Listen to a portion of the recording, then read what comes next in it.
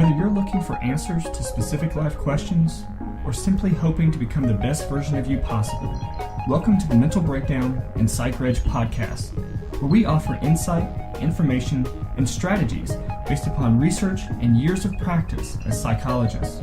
So sit back, have a listen, and get connected with our hosts, Dr. Berney and Dr. Richard Marshall. Welcome back. Today we're going to cover some of the different subtypes of obsessive compulsive disorder, as well as disorders that are related to obsessive compulsive disorder. Another complicated mess. It is. Well, it's really not complicated. Yeah, it's complicated compared to the way it used to be. Because back before, when OCD was under the anxiety-related disorders, some of these other sort of what we would just refer to, I guess, as obsessive compulsive spectrum disorders were separate. They were in completely different categories. Right. Well, what's complicated about this is that when we talk about types, it takes you in a couple of different directions. Well, it has certain connotations. That's right. It inevitably takes you in a couple different directions. And so, rather than fuss about it, we thought, let's sort this out a little bit and make sense of it. Right. Okay. Because it for the person just beginning to read about this, it can be complicated. Right. To get confusing. Right. Yeah. Excuse me. Well, we'll start with some of the types of OCD. And again, what it makes it sound as though, using those words, makes it sound as though there are these subtypes of OCD that can be differentiated between one another. And that's not really the case. It's not really what it is, right. The best way that I think to conceptualize this is, let's just talk about OCD and what OCD can look like. So some people say these are the types. What they really mean is these are the things that you might see in a person with OCD. These are the things that a person may have obsessions or compulsions about. That's right. Right. Because in order to have this diagnosis, you need to have intrusive thoughts, which we call obsessions, and you need to have repetitive behaviors, which we call compulsions. Right. Okay, and so that's the first thing you have to establish. Right. So this talks about what are the things that people do or obsess over. Right. Okay, so that's the first thing we want to talk about. Right. And then there's a whole other topic of the spectrum related disorders. And that's where the complication comes in, is that you can have, and the change that occurred with DSM-5 is that you now have OCD and related disorders. So in the second part of today's podcast, we'll talk about the related disorders. Right. So when we're talking about the ways in which OCD can manifest, we'll say it that way instead of types. One of the ways is through checking. Right. And obviously what this type of, or this presentation of OCD looks like is that the person has repetitive checking or feels compelled to check whether the door's locked or the oven's off, or that, they're just repeatedly checking everything to the point, again, where it consumes a significant portion of the day, consumes a significant portion of their energy and time. I'm smiling because we all do this once in a while. Right. Okay.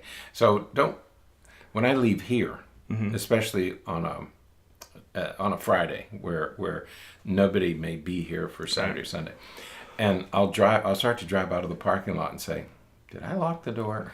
And I do that too. have to come back. Go back and check. And I have to go back and check.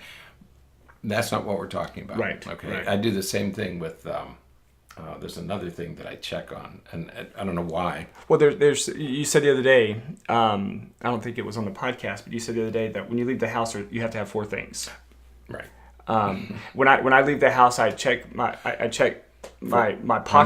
How many things do you check to make for? Sure that I have the few things that I need. I wish I could teach my children that. Yeah. Because they leave stuff all over the country. But yes, checking is one. And most of us do checking every once in a while. But when it becomes intrusive, when it becomes impairing, then it's something to worry about. Another subtype is contamination. And this could be physical contamination like germs or things like that, or what they refer to as mental contamination. Right. And that's sort of like worries about bad thoughts, worried about, just evil thoughts getting in and having negative perspectives of other people and that kind of thing. So the important thing is can be physical. The most common, of course, Ills, is hand washing. yeah. Germs. Right, or germs. And but you can also have mental contamination. Right. Another type is, and this is also a condition or a disorder all of its own, and it's hoarding. And so that's, we have to be careful that we don't consider this the opposite of cleanliness or the opposite of orderliness necessarily. Right. Hoarding is just the inability to throw things away. Right. Can't get rid of anything. And this can go anywhere from newspapers or Plastic bags to things that are much more serious. And there are people who, for example, can't throw away or in some cases flush their biological waste. Right. That was a nice way to say. Oh, I wouldn't have gone there, but yeah, but that's what we're talking about as far as the spectrum goes. I mean, it's pretty broad. And we've seen TV shows. Right. There's some TV shows out there about this, and you see how difficult it is. I mean, how truly gut wrenching it is for these people to get rid of things that they are never going to use. Right.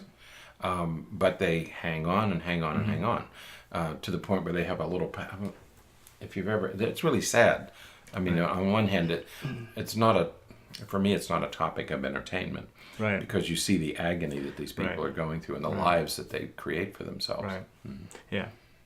Another type is called rumination. Right. And by the way, we're pulling all of this from Medical News Daily. It's an article that's in the show notes. Really nicely kind of delineated these things. But another one is called rumination, and that's where you have a person will have this tendency to think over the same thing obsessively, repetitively, over and over again.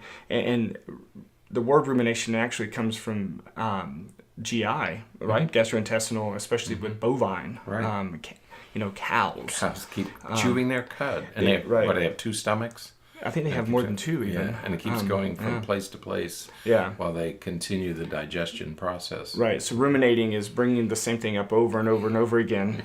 It's kind of disgusting. Boy, you are.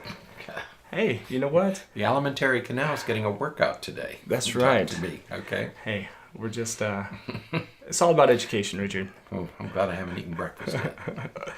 The next one is intrusive thoughts, and this is very similar to to what we were talking about a moment ago with the contamination of mental contamination. That's where, just violent or really traumatic thoughts repetitively come to your mind and you can't stop them. Right. And then finally, symmetry and orderliness. This is one that most people recognize, and so this is. We made the comment the other day that sometimes a patient will come in and sit down and talk about how our bookshelf really is bothering them because it's not. You can see them squirming. You can see their eyes keep cutting over to the bookcase. So orderliness and so sometimes things have to be in alphabetical order. Sometimes they have to be sort of in descending order by size or something to that extent. This one you have to be a little bit careful with this one though, and the reason is. Because of obsessive compulsive personality disorder. Right. Because, and I don't want to get into the full explanation, but we have to remember that there's an OCD diagnosis and there's an obsessive compulsive personality disorder. The obsessive compulsive personality disorder, you don't have intrusive thoughts and repetitive behaviors, but you might want orderliness and symmetry. Right. Okay, so it's also, this could also be obsessive compulsive personality disorder. So you have to be careful when you get to these two things.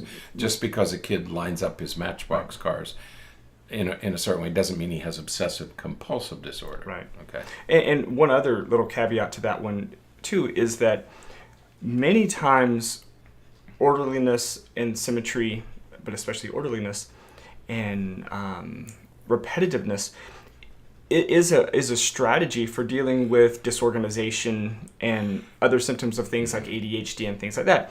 I put my keys in the same place every day because if I don't, I won't know where they are. Because you've lost them so many times. Right. Okay. I hung up a thing in the hall of our house with hooks on it. Mm-hmm. I would like. You're the only one that uses it. Because you lay your keys down, right? Thinking unthinking Right. lay your keys down, and the next morning you can't find them. Yeah. And you get tired of losing stuff. Right. Yeah, I have a little hook right when I walk in the door so I can hang it there. And it never fails. Several times a week I get to my room, my bedroom, and I'm emptying my pockets and my keys are there. I'm like, oh. So I go back to the front and hang them back up again because if I leave them on my bedside table or something, Never to I appear won't. again. I will be frantic the next morning. And I would love to make some comments about other members of the family, but I'll restrain my myself. family or your family? Mine. I like when I have to back the cars out in the morning if somebody's parked behind me, and I have to look through multiple purses to try to find the keys. Nobody's awake at your house when you get up in the morning? I'll restrain. I'm going to exercise restraint. I'm up. No, you're the only one who's up. You and I. And this one other car that I pass every morning on my way really? here. There's one car that I pass every morning. I don't pass it. Yeah. So now we're going to shift to another topic from healthyplace.com. And again, that link is in the show notes. And we're going to talk about types of obsessive compulsive sort of spectrum disorders. These are when we talked Related earlier disorders. about, these are the related disorders. Right. In other words, in DSM-5 they have OCD because they've taken it out of the anxieties. OCD now is a separate category. Right. But there are these other things that they put under it that are kind of related to it. Right. They don't create separate categories, but they kind of fall under the OCD rubric. And so any of these could necessitate an entire podcast, if not an entire week of podcasts. So we're just going to kind of touch on them here briefly, and then we'll revisit some of them later on, perhaps. But one of them is body dysmorphic disorder, Right. And this is, this condition is. It truly is fascinating to me, and I think it's really difficult to diagnose because what we're talking about here is that a person has sort of repetitive, obsessive concerns about a particular part of their body or a particular area of their body and the appearance of that body part. And the most obvious example is anorexia. Oh, okay. Well, you see yourself as being bigger than you are. Right. That's the problem. No, that's the problem with anorexia is that girls look in the mirror and they're rail thin. Their bones are sticking out, but when they look at themselves in the mirror, they see fat. Right. Okay.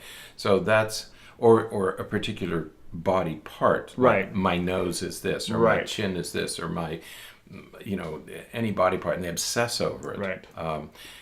To the point where it becomes a major distraction. Right. Yeah. Yeah. Anorexia doesn't fall within the category of obsessive compulsive spectrum disorders or related disorders, but yeah, you're definitely right. And I thought that you were going someplace different because yes, people tend to be very concerned about their nose or their chest or their backside. There's specific body parts that they're just. For some reason, they really focus on their ears. And so in this case, this is where we see a great deal of plastic surgery and things like that down the line. But this condition is really starting to become more and more prevalent earlier and earlier because of, I think, well, not that I want to blame social media, but, we are taking a lot of pictures of ourselves and we're looking at ourselves. And so people, especially teens, are working very hard to mask or hide or diminish their concerns about what they see as flawed. Right. I have to hide this. Right. Now, and the next is a hoarding disorder, and we talked about hoarding just a moment ago, but a hoarding disorder, that is a separate diagnosis. Right. And again, we kind of talked about that a moment ago. Right. So one of my, I wouldn't say favorite, one that I'm most interested in, these next two, I'm very interested in. Right. The first is trichotillomania, and that is obsessive hair pulling. And so you'll have individuals, especially when they're anxious, who will just almost strand by strand pull their hair out, and they'll end up with patches of baldness. Sometimes they pull eyelashes, eyebrows. And it ranges everything from patches of hair, like you'll see some kids with quarter or $half size patches of hair missing where they focus on one part. You have other kids who twirl their hair and they lose it in that spot. Yeah. But then you have others who are essentially hairless. Right. Over time. Even on their body, they'll pull it out of their arms. No eyelashes, no eyebrows. It looks like they're getting chemotherapy because they've lost all of their hair. And I discovered a case, but shortly after I got to Florida, I discovered a case in a school when we were in a school setting. Right. And you see it there. But yeah, that's a tough, and it's tough to treat. Yeah. And sometimes it will, extend to not just pulling the hair out, but looking at it, inspecting it, or even eating the hair, touching it, tasting it, smelling it. Yeah, it can get pretty significant. So, the next is excoriation.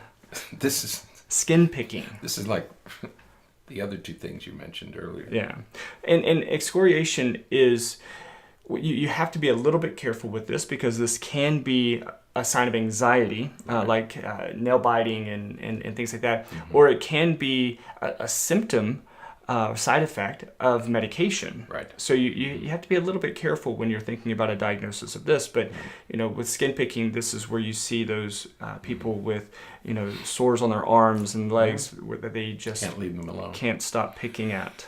Right, and you need to be careful of this one. There's so many other problems, so many other types of infections that you can get with this one. But kids like to pick at their skin. Right. Picking and scratching. And the last two are sort of, with every classification of disorders in the DSM, there's always these last two that's substance-induced or medication-induced or medically induced obsessive compulsive symptoms. So if you're taking a medication or somebody's taking a substance and experience some obsessive compulsive tendencies during that time, then that would fall into the category of substance-induced obsessive compulsive disorder. But you'd see that relationship early on. Yeah, absolutely. And then there's another one called other specified and unspecified obsessive compulsive and related disorders, and that just means that you have some of the symptoms but you don't really meet criteria for anything else. So gives you a way to make a diagnosis in the absence of complete criteria. Right, absolutely. Because remember, or sometimes when you're waiting for the rest of the criteria, because some of these things have to be present for a certain amount of time before you can make the diagnosis. So, yep. So remember, there's manifests itself in certain ways, but there are also these related disorders. Absolutely. And you want to always differentiate those two. Yep. Okay. Definitely so. All right. That is it for today. Until next time, stay happy, stay healthy, and forget to be afraid. Thanks for sharing this episode of the Mental Breakdown and Psychreg podcast. Be sure to check out the show notes for links to follow us on Twitter and subscribe to our YouTube channel, where you will find all of our previous podcasts and much more. We would be honored if you would become a patron through patreon.com, where any donation you can manage will go to the development and creation of more content. Just visit patreon.com/thementalbreakdown for more information. Thanks again for listening. Have an awesome day, and we look forward to being back in your feed tomorrow morning.